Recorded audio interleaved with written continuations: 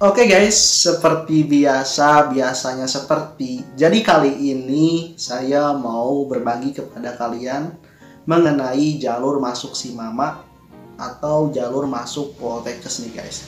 Nah, kali ini saya mau membahas mengenai bagaimana sih ketika kita mau ujian Simama, apa saja yang harus dipersiapkan dan tipsnya sebelum ujian itu bagaimana. Nah, nanti kakak akan sharing pengalaman kakak dan apa saja yang perlu kalian siapkan. Nah, dan buat kalian yang baru bergabung di channel DMH Medical ini, subscribe heula tuh, bantu channel ini untuk bisa berkembang dan memberikan edukasi pendidikan serta kesehatan kepada kalian semua. Sebelumnya saya ada informasi nih kepada kalian semua, khususnya yang sedang persiapan untuk masuk Poltekkes. Hai, buat kalian para pejuang masuk Poltekkes tahun 2022, sekarang sudah ada buku soal Sipenmaru atau Simama tahun 2022, yang dimana jika kalian membeli buku ini, kalian udah hemat hingga jutaan rupiah. Karena dengan membeli satu buku aja, kalian udah mendapatkan bonus. Bayangkan nih, bonusnya ini udah gak masuk akal nih. Yang pertama, gratis kursus online 1 tahun, 2 kali tryout Sipenmaru, video materi pembelajaran, bebas konsultasi dengan mentor yang berpengalaman, kemudian mendapatkan tote bag kekinian ya guys, dan juga mendapatkan soal-soal tambahan.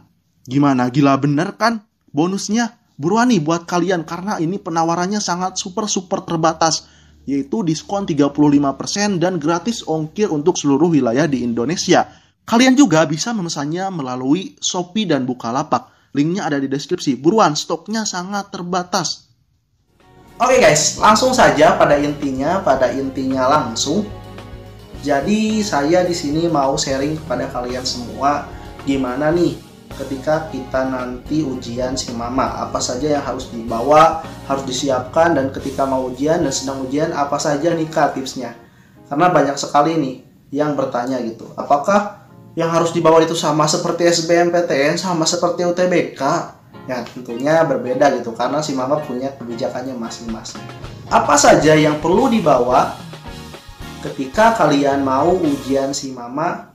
Nah, yang harus dibawa oleh kalian itu ada 3 guys. Intinya ada 3 yang kalian bisa baca di sini. Ini ada di persyaratannya, ada di panduannya dijelaskan bahwa ketika kalian mau ujian, yang pertama persyaratannya kalian tentunya harus punya kartu peserta. Kartu peserta itu didapatkan ketika kalian sudah mendaftar di Simamanya gitu, atau di portal Simamanya.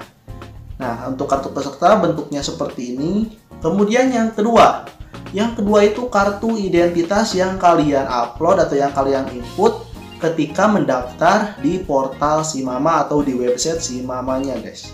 Nah, kartu identitas ini bisa berupa kartu pelajar atau berupa KTP guys. Silahkan, itu kalian bisa pilih. Kemudian yang ketiga yaitu membawa pensil 2B dan juga membawa penghapusnya. Untuk apa sih, kan ujiannya CBT Kak? Kan ujiannya tes komputer Kak, kok harus bawa pensil 2B? Nah, pensil 2B ini berguna buat nanti kalian memotret atau menghitung dari soal-soal yang diujikan. Tentunya nanti kalian akan diberikan kertas dan kalian menghitung atau memotretnya di sana guys. Begitu. Nah, kemudian juga nih buat kalian kakak wanti-wanti nih, kan ketika kalian mendaftar, kalian udah diberikan tempat atau lokasi ujiannya, misalnya di Poltekkes ini, kemudian ada ruangannya juga, ruangan nomor berapa, kemudian gedung apa, itu pasti ada keterangannya di sana gitu guys. Nah, kakak wanti-wanti buat kalian semua, kalian perlu sekali gitu, H-1, kalian harus mengecek terlebih dahulu lokasi ujian kalian. Karena kenapa? Karena supaya nanti tidak kebingungan dan kalian tidak telat gitu masuk ujiannya. Karena dulu juga ada yang telat mungkin sekitar 5 menit gitu masuknya dan mereka tidak dimasukkan untuk ikut ujian gitu. Maka dari itu kalian harus cek terlebih dahulu lokasi ujian kalian, ruangannya di mana dan tempat duduknya di mana gitu. Tapi ada yang bertanya sama kakak nih gini, "Kak, kan tempat duduknya tidak dijelaskan gitu di kartu pesertanya."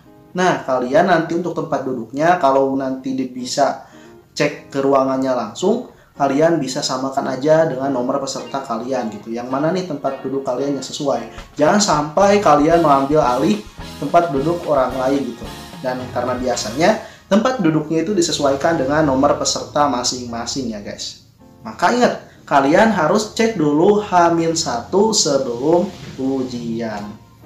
Kemudian kita lanjut, kakak akan memberikan tips kepada kalian yang ingin melakukan ujian CBT SIMAMA tahun 2021 ini. Yang pertama tipsnya, kalian siapkan terlebih dahulu mental kalian. Ini yang paling penting, karena kalau mentalnya terganggu, mentalnya bermasalah, udah sebelum ujian udah takut, sebelum ujian takut tidak bisa jauh dan semacamnya gitu. Ya tentunya efeknya akan negatif gitu. Kalau psikologi kalian, mental kalian udah seperti itu gitu. Maka dari itu, saran dari kakak, kalian harus siapkan mental kalian. Jangan insecure, jangan overthinking. Karena itu yang nantinya yang paling menyusahkan kalian ketika kalian ujian. Relax aja, bawa enjoy aja, kemudian relaksasi gitu sebelum ujian dan santai aja gitu. Pokoknya kerjakan sebisa kalian gitu. Nah, kalian juga harus bisa latihan soal semampu kalian dengan cara kalian bisa mengikuti tryout-nya atau bisa kalian latihan soal-soal asli yang telah diujikan sebelumnya. Itu akan sangat membantu sekali karena menurut kakak 50% sampai 60% itu akan sangat membantu sekali buat kalian nanti ujian. Tips yang kedua yaitu ketika kalian nih mau ujian nih, misalnya di jadwalnya itu jam 8, maka kalian harus udah stay di tempat itu dari setengah 8 atau setengah jam sebelum ujian. Kenapa? Karena kalau kalian udah stay setengah jam sebelum ujian, kalian udah bisa relax dulu gitu di sana, kemudian kalian bisa juga baca-baca, baik itu soal-soal yang telah kalian kerjakan, latihan gitu. Pokoknya kalian bisa relax dulu di sana gitu, karena setengah jam, jangan dulu ngobrol dengan orang lain, kalian fokus aja sebelum ujian itu setengah jam gitu. Cari daerah-daerah yang agak sepi gitu, supaya kalian bisa relaksasi terlebih dahulu, bisa menyantaikan diri terlebih dahulu, dan bisa merilekskan otak kalian terlebih dahulu gitu sebelum ujian. Karena kenapa? Karena ini sangat penting sekali untuk menunjang psikologi kalian gitu ketika nanti ujian. Kemudian untuk yang kedua, setelah kalian pergi ke kampusnya untuk ujian setengah jam sebelum ujian, nah ketika kalian mau ujian, kakak sarankan nih kalian juga harus ingat nih, kalian harus juga ikhtiar langit. Ikhtiar langit itu apa? Ikhtiar langit itu adalah berdoa kepada Yang Maha Kuasa. Karena kenapa? Karena segala bentuk apapun itu atas kehendaknya gitu.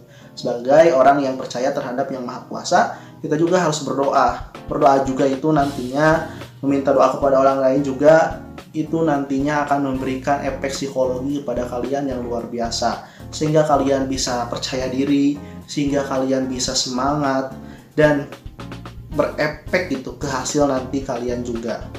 Maka dari itu ingat, ikhtiar langit terlebih dahulu sebelum kalian mau melakukan apapun.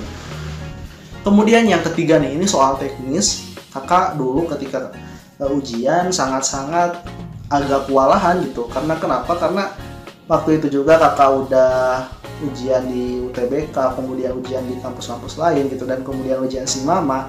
Jadi waktu itu memang udah terbiasa menjawab soal, tetapi agak kesulitan gitu kalau SIMAMA ini, karena waktu itu juga kakak agak lumayan sempit gitu persiapannya, karena terbagi-bagi gitu, tidak hanya SIMAMA aja yang 3 bulan itu persiapan banyak banget gitu. Nah ketika kalian ujian, saran dari kakak, kalian jangan terfokus ke soal-soal yang tidak kalian kuasai, ke soal-soal yang membuat kalian pusing gitu, baru mengerjakan satu soal aja gitu, udah menghabiskan waktu 10 menit gitu. Jangan sampai seperti itu. Kalau kalian merasa kesusahan, 1 menit udah kesusahan, 2 menit udah kesusahan soal tersebut, loncat aja ke soal-soal yang lebih mudah yang kalian kuasai gitu. Misalnya mau bahasa Indonesia dulu karena saya jago bahasa Indonesia, silahkan kalian kerjakan dulu bahasa Indonesia. Mau bahasa Inggris dulu, kerjakan dulu bahasa Inggris dulu, karena gue jago bahasa Inggris, maka kalian kerjakan bahasa Inggris. Karena saya jago fisika, saya jago matematika, silahkan berurutan gitu. Kalian kerjakan yang menurut kalian mudah gitu. Karena kenapa? Karena kan kita berpacu dengan waktu gitu. Kalau kita merasa bisa mengerjakan tetapi agak kesulitan dan terus digugulung gitu, gak meloncat dengan soal-soal yang gampang itu sangat akan menghabiskan waktu kalian dan nanti juga akan buyar gitu fokus kalian. Kemudian tips yang keempat ya, untuk selanjutnya ini mungkin tips yang terakhir dari kakak nih, yaitu kalian jangan terburu-buru guys. Kenapa kalian jangan terburu-buru? Misalnya waktunya masih banyak, kalian udah dikumpulkan gitu, jangan seperti itu. Manfaatkan waktu yang ada. Bahkan kalau kakak gitu mengerjakan soal ujian seperti itu sebelum waktunya habis, kakak tidak akan mau mengumpulkan gitu. Kakak harus cek dulu soal-soalnya meskipun udah selesai.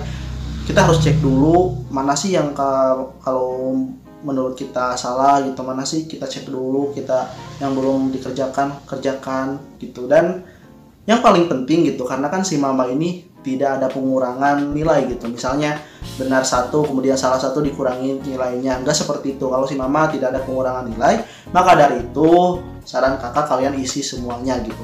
Maupun itu kalian tidak bisa, isi pokoknya, mau ngarang, mau dikocok, mau apapun itu pokoknya isi. Karena kan kalau tidak diisi otomatis kalian gagal, tapi kalau diisi maka kalian berpeluang gitu, 50%-nya berpeluang benar, 50%-nya berpeluang salah gitu. Maka dari itu isi semuanya dan juga kalian jangan terburu-buru. Nah oke, mungkin itu saja video kali ini, udah panjang lebar sekali. Terima kasih yang sudah menonton dan mendukung channel saya ini, semoga bermanfaat sharing kali ini. Saya Dede Niptaul Hidayat, sampai jumpa kembali di video selanjutnya.